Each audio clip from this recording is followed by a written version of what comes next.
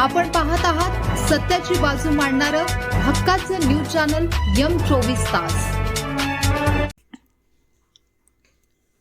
भक्तीचा मळा फुलला। इटकरे येथे ज्योतिबाचा चांग भलं 25 वर्षाच्या श्रद्धेचा रौप्य महोत्सवी सोहळा।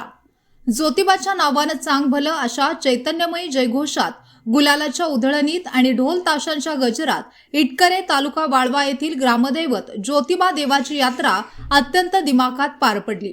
शेकडो वर्षांची परंपरा आणि श्रद्धेचा वारसा जपणारा हा सोहळा यंदा रौप्य महोत्सवी वर्षामुळे अधिकच लक्षवेधी ठरला।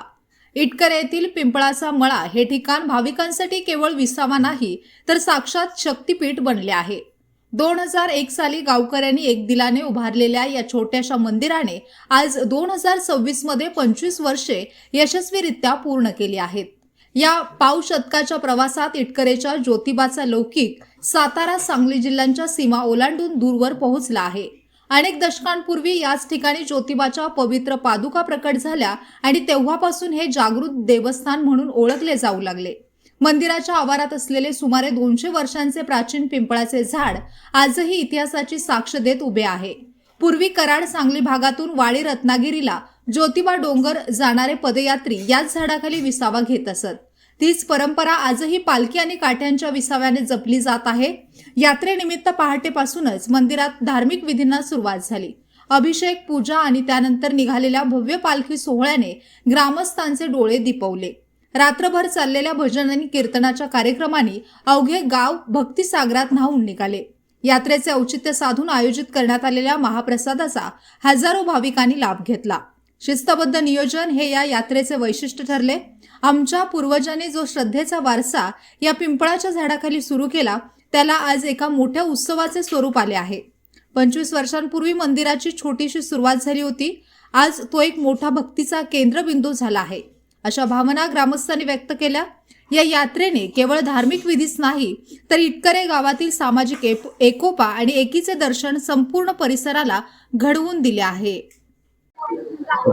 इटकरे हे एक ऐतिहासिक गाव असणारे महाराष्ट्र राज्यामध्ये आहे आणि या इटकरे गावामध्ये जास्तीत जास्त मंदिर असणारे हे गाव आणि आध्यात्मिक ओढ असणारे हे गाव आहे। आणि या आध्यात्मिक गोष्टीचाच एक भाग म्हणून शनिक तिथं पूर्वीपासून अगदी म्हणजे जवळजवळ 400 वर्षापासून पावत का असणारं हे देवस्थान आणि ह्या देवस्थानची यात्रा 22/4/2001 सालापासून आम्ही भरवत आहे। ही यात्रा अतिशय चांगल्या पद्धतीने भरवत आहोत। लोकांचा प्रतिसाद आम्हाला चांगल्या पद्धतीने मिळत आहे। या देवाची यात्रा करत असताना सकाळी 6 वाजता देवाचा महाअभिषेक होतो, त्यानंतर 7:15 वाजता सत्यनारायणाची पूजा होते, 8:15 वाजता घोड्याच्या आणि पालखीची मिरवणूक इटकरे गावातून निघते। सर्व माता भगिनी सुवासिनी म्हणून शनी या पालखीच्या मागे असतात आणि अगदी वाद्यामध्ये ही पालखी आनंदमय सोहळ्यामध्ये वाजत गाजत गावातून येत असते। 1 वाजता पालखी मंदिरामध्ये परत येते आणि 1 वाजल्यानंतर सुवासिनी प्रसाद घेतात आणि सुवासिनी जेवल्यानंतर परत महाप्रसाद चालू होतो। 1 वाजल्यापासून रात्री 10 वाजेपर्यंत महाप्रसादाचं आयोजन केलेलं असतं। तसेच 10 वाजल्यानंतर आतिषबाजीचा कार्यक्रम होतो।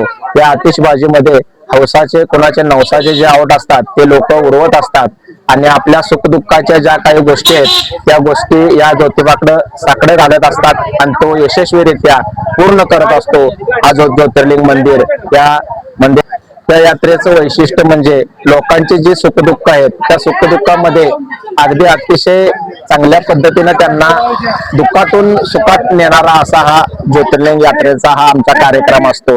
आणि सर्वजण जे भाविक भक्त आहेत ते आमच्या पाठीशी अगदी खंबीरपणाने उभे राहतात। आमच्यावरती एक विश्वास टाकलेला आहे 25 वर्ष झालं आणि आम्ही हा 25 वर्षाचा त्यांचा विश्वास काय आहे ते आज तुम्हाला दिसून आलेला आहे।